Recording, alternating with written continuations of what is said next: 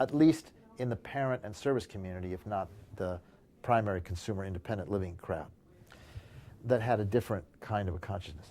What happened was that there was this enormous development of a warrior class among us fighting against these inhumane, murderous institutions that essentially absorbed all of the public resources, 85–90% of the public resources dedicated to disability citizenship among people with disabilities in institutional settings.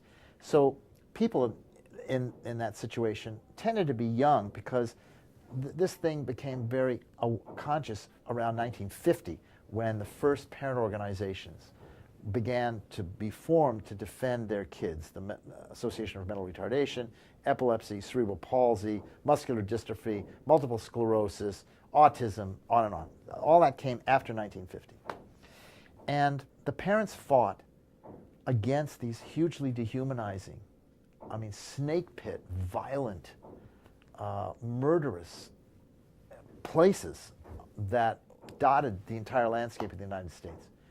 And we were successful through filing lawsuits in practically every state in the nation with, ironically, federal amicus assistance because of progressive leadership in the Civil Rights Division from time to time, to fundamentally challenge this situation and, at the same time, to fundamentally attack the school system for its de facto policy of requiring the kid to conform to the limits of the school.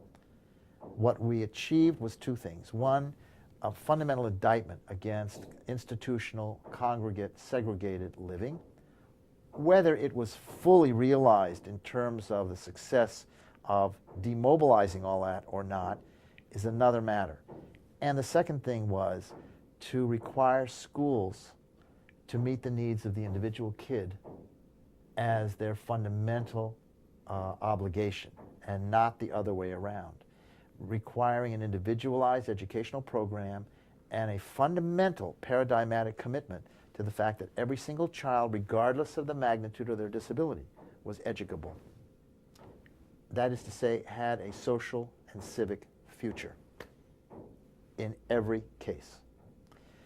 So that battle, having been engaged and technically won, has now reached a very interesting point because the mainstream system that was never attacked or brought into focus when we were struggling to deinstitutionalize the institutional population now is not only taking the parents who fought the fight to get their kids out of those institutions, the parents now in their 70s, 80s, and 90s, from the 70s, are faced with a future, because of the lack of universal health care and health care as a right in America, with the same categorical channeling into nursing homes and retirement communities and all the other euphemisms to describe domestic concentration camps for a domestic refugee population.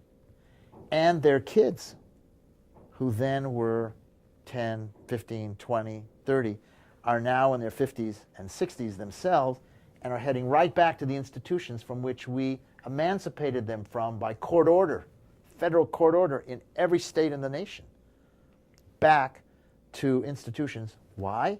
Not because they're disabled, but because they're old. And so just by virtue of getting old, suddenly America has become a Willowbrook. America has become a population headed in one direction, and that is segregated, devalued, institutionalized, domestic refugee, out-of-home incarceration, premature death, and an ignominious, shift-served, dehumanized context for end of life, which is hugely profitable for the businesses that are in that thing, not to mention the private medical system. So it's so terrifically interesting that today, given that agenda, the need for a self-conscious advocacy movement that A, understands the gravity of that, the simple reality of it. It is so transparently simple and completely never discussed.